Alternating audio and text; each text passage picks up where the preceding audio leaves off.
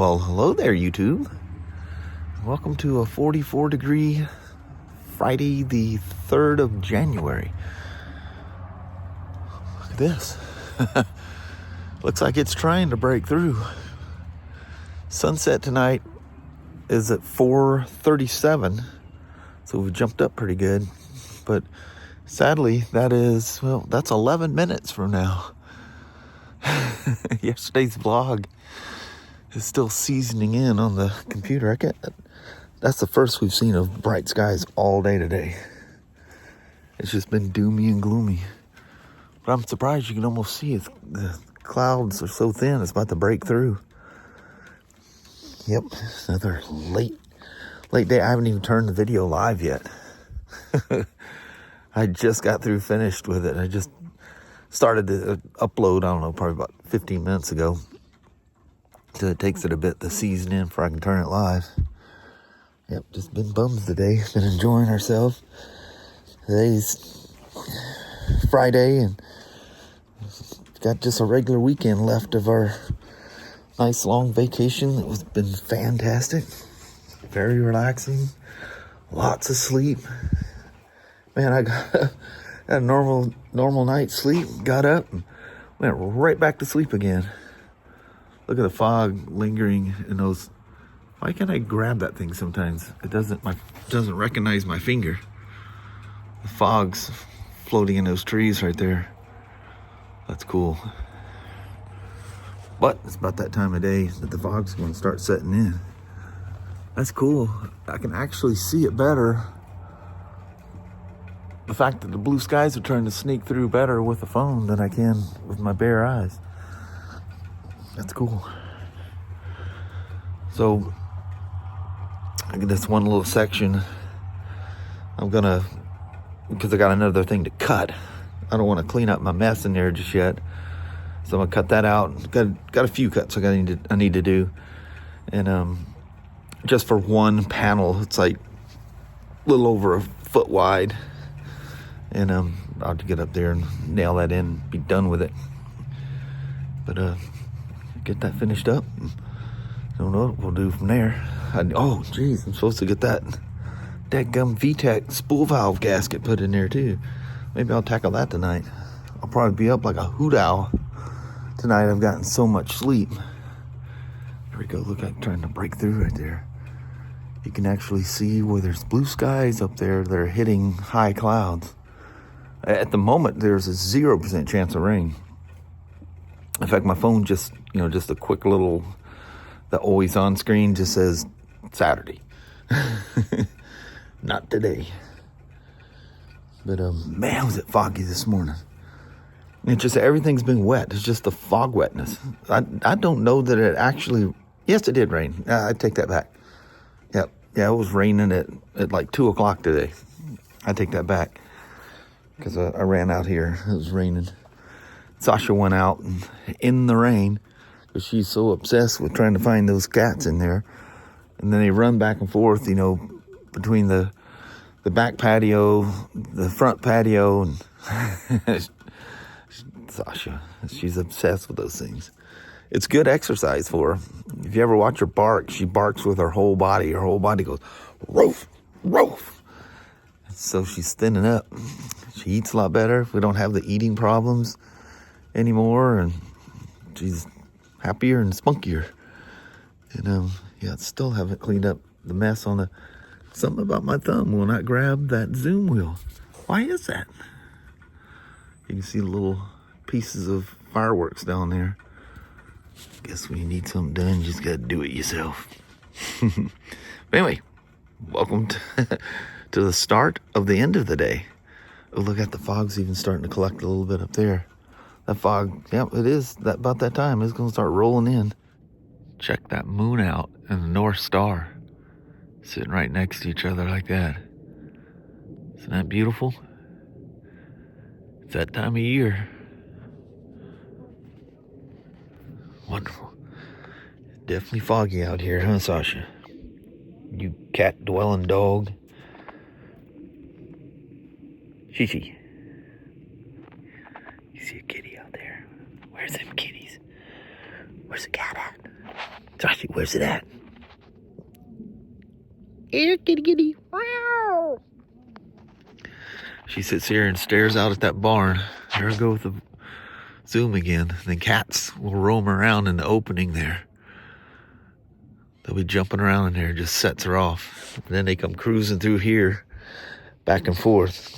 She says, I'll just wait for them.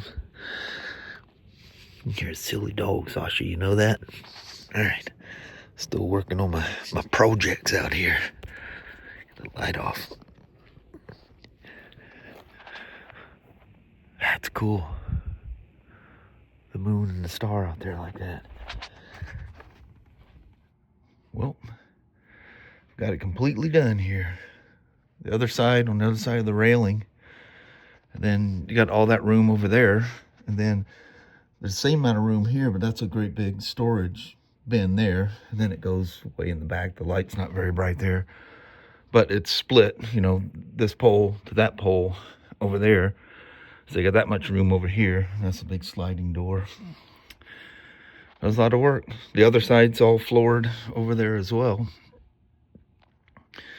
That was a lot of work. A whole lot of work. But man, all the room I have up here now. It's awesome.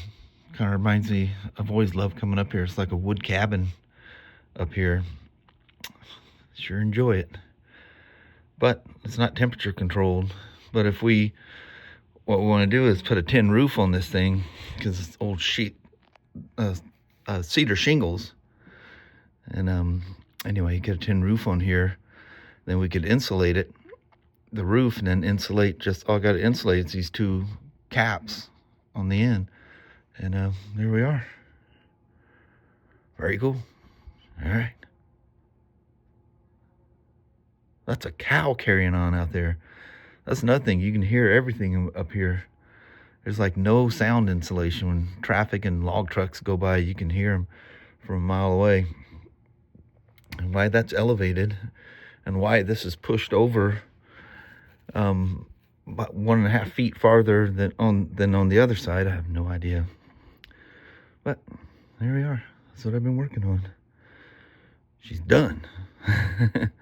Now I think I'm probably going to put some kind of a lacquer or something on the floor up here, because everything in here is treated wood except for the paneling, and that just would cost way more than I'm willing to pay. I'm just trying to float the thing for some storage, but I think I should put something on there. If you guys got any suggestions, tell me to treat the wood before I start stacking stuff up here. But that whole room over there is completely empty. I don't have anything there either. So, so anyway, the grandkids want to come up here too. So when Christy, she ran to Walmart's in Chehalis. When she comes back, we'll drag her and the kids up here. Although that staircase kind of scares me. But there we go. Hot ziggity. I'd show you the other side, but it's just pitch black dark over there. And the heater thing runs across and all the tubes going down. Looks the same as this, just dark. Everything's done. All my tools put away. Cleaned up my dust disaster out here. Works every time. Good old squirrel cage fan to keep it rushing through the door and out this one. And I just walk around and start blowing the top of the motorcycles going this way. And get everything closed off. I'm leaving this open until Christy gets here and take the kids up there. That's pretty scary. That's really steep. I'll probably put Raylyn on my shoulders and walk her up that way. I'm not gonna let her try to climb that thing. That's too sketchy. But I don't know if Christy wants to go up and see it now that it's finished. I don't think, no, she hasn't seen it since I did the floor on this side. And where we were sitting was in between these two spars there on that side. And anyway, lots of room up there, lots of usable room. Crazy. That was a lot of work. Man, I practically spent, well, I didn't spend much time today. I didn't come out here until late, like real late. Like almost 4 o'clock, I think it was. But I've noticed that the temperature is, and the heaters aren't running as much. There's no way, because it had insulation laying there on both sides. It was packed between the rings there. That was packed with insulation. But it seems to be warmer in here. Maybe it's just warmer outside. My glasses must be darker because it seems darker in here. Oh, well, there's Christy right now. We'll get them up there and let them gander at it. Listen to Leo will absolutely go crazy. Leo and Danny, they absolutely love Christy to death. Gotta charge that battery. I went through one with 2 blowouts. And I keep that boost button pushed, so it just really, boy, that thing just, woof, it's crazy the power that thing pulls back. Well, let me get out there and see what's going on here. Well, that was a great success. The kids sure enjoyed that. Good Lord, we're up there forever. They run around like it's playground up there. Like, whoa up a little bit there.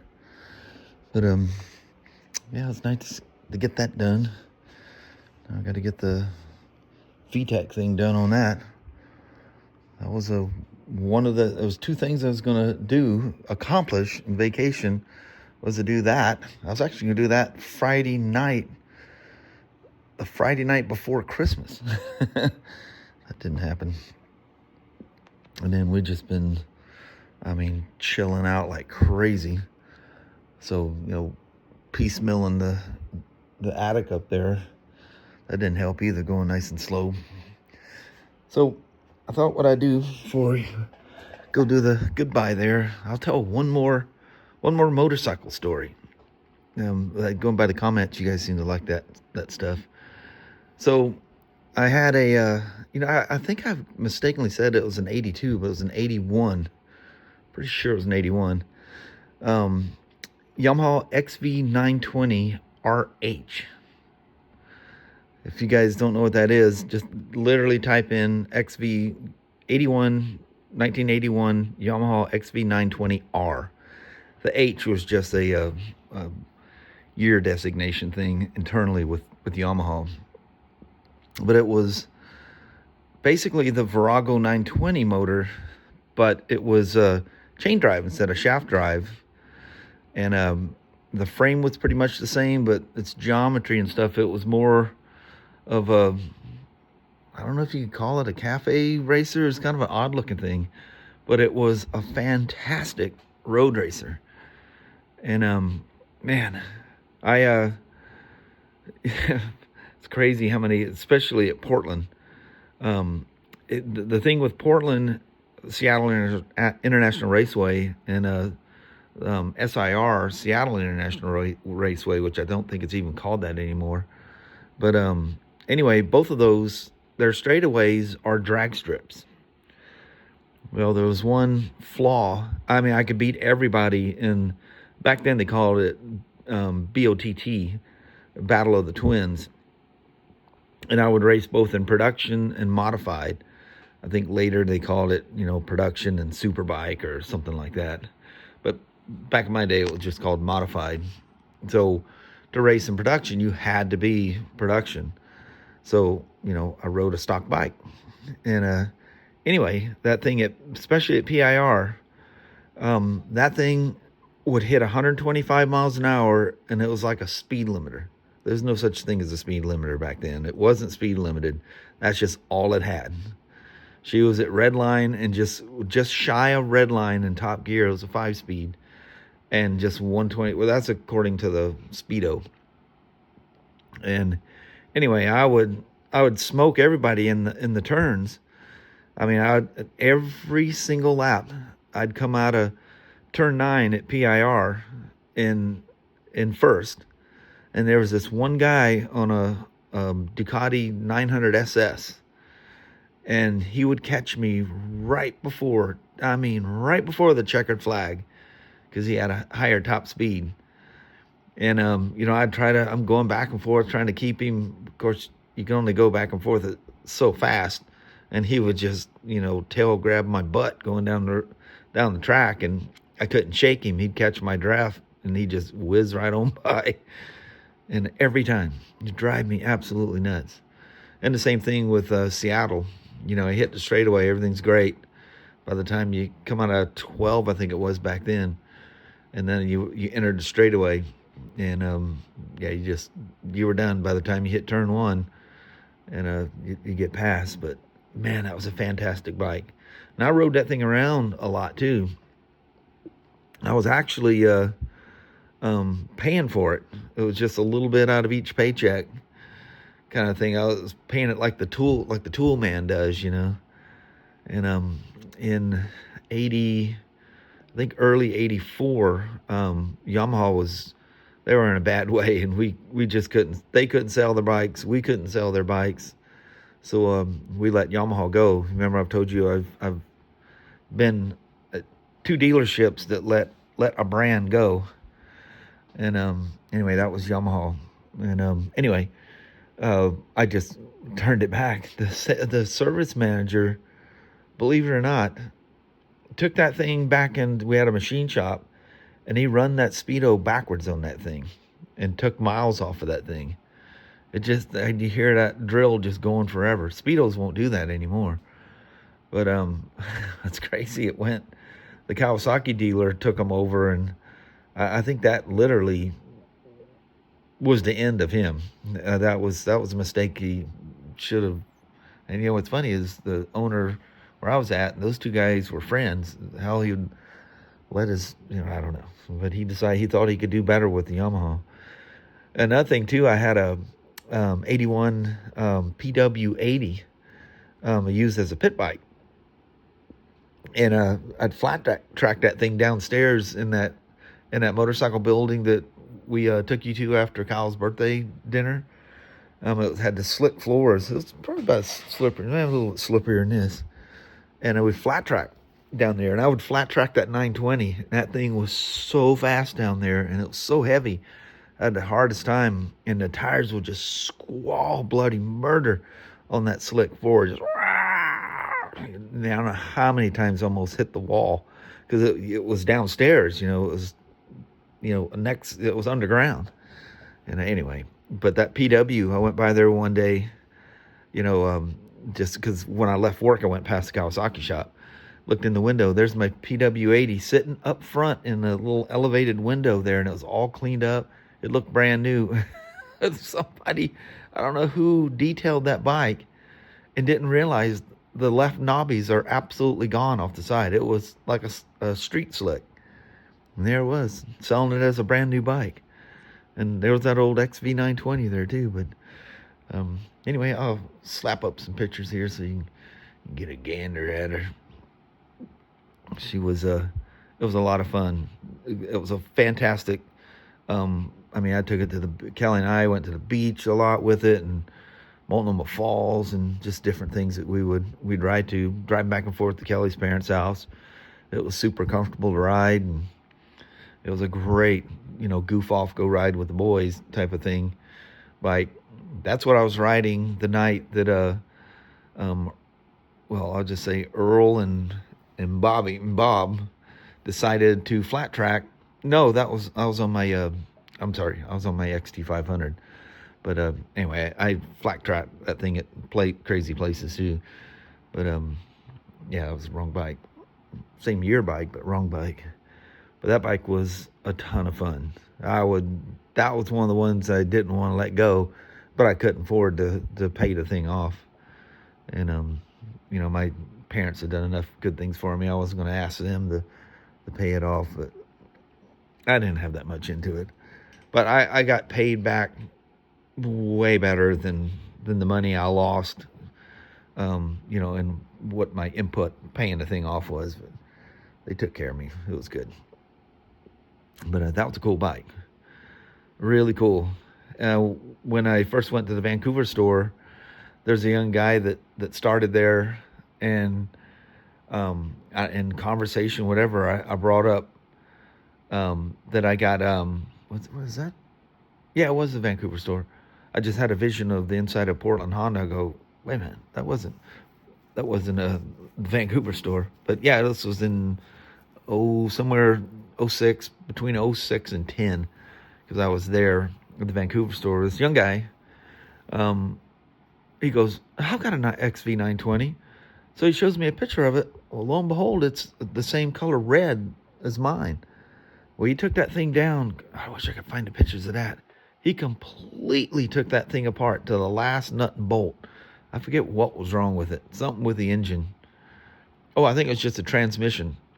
It was slipping in third gear or something. A typical Yamaha back in the day. Always third gear. Always third gear going out on those things. But yeah, it was a great bike. A lot of fun to race. Absolutely loved that thing. And it ran so much different. It had so much more performance. I don't know if it was just because it was chain drive. The other unique thing was the chain drive. It was one of those great big 630 chains. And it rode in grease. And it was an enclosed chain. And it was wild. Fun bike. And yeah, I would love to find one in great shape. But those things had those crazy, if you guys were around, 81 through 81, 82 was the first 2 years of both the Virago and the XV. The XV just didn't sell at all. It just, people didn't get it. It was very European looking. And yeah, it just didn't sell. And I think we had 2 of them there. I had the one, and somebody did buy the other one. Fantastic bike though. I'm just sitting here thinking of the fond times and all the places I went. But own that, because it's 5 after 9. I need to get that thing charging. And anyway, I'm gonna wrap it up, get with Mama, do a quick goodbye out there on the porch, and I'm sure being 9 o'clock, dinner's got to be right around the corner. Poor Christy went all the way down to Walmart's in Chehalis. She had something she was returning, some Christmas presents for the kids that went bad. Drives all the way down there, and the return people, they were in a meeting, and it would be an hour or so before they're done. So she turned around and drove back. So she drove all the way there and back for nothing. But anyway, appreciate you guys hanging around, and hang tight. We'll go right to Ma and I do a quick little goodbye. Alrighty. Well, hello there, YouTube. Been a little bit since I was out there. Didn't just come run up here and grab her. She's got some new, what do you call that? Crochet thing she's doing. Actually, you've had that yarn for a while, haven't you? Mm-hmm. So she came up with something on Facebook or whatever. Yeah. She's off to new adventures. Yes. She's showing me how she does it. I'm like, I go crazy with that thing. That's too many little whipping, spinning, sliding back through and hooking and. Yeah, that's fun though. I love doing that. Probably gets your mind busy on weird things, huh? Yeah, it's very relaxing. Yeah, it's funny how things are that way. It's like when I tinker around with, RC cars or models or something like that. Oh, Kelly got me a W900 Kenworth long nose conventional semi truck model. I haven't put one of those things together, and I think last time I did that was when we lived in Texas. Yeah. So it was somewhere in the mid to late 70s. It's a wintertime project. Yeah. To keep you busy during the rain. That'll definitely keep you busy. But anyway, glad I got the attic done. Mm-hmm. So complete. Don't have to worry about that no more. There we go. I just gotta stop the oil leak in the VTEC spool valve thing they call it. Mm-hmm. That'll be good. I haven't really I think we drove it somewhere. Oh, well, we went to Ryan's house at Christmas, and went to Chehalis once in it. Yeah, other than that, we've been driving the truck, so. I'm sure that's where the oil consumption's going. It doesn't smoke. Everything looks great. It's just leaking out. But anyway, I think on that, we're going to call it a night. Alrighty, well, thank you guys so much for watching. We really do appreciate it. We will talk to you tomorrow. Same smoke time, same smoke channel. Don't forget to give a thumbs up, and you guys have an amazing Saturday or Sunday. Heck yeah. All right. We'll see you in the morning. We'll see you then. We're hopefully not like 4 o'clock or 2 o'clock, 3 o'clock, whatever I've been doing here lately. Sure enjoying myself, though. Yes. Been fun. It's nice. Yeah. All right. See you in the morning. All right. Thanks now. Bye-bye.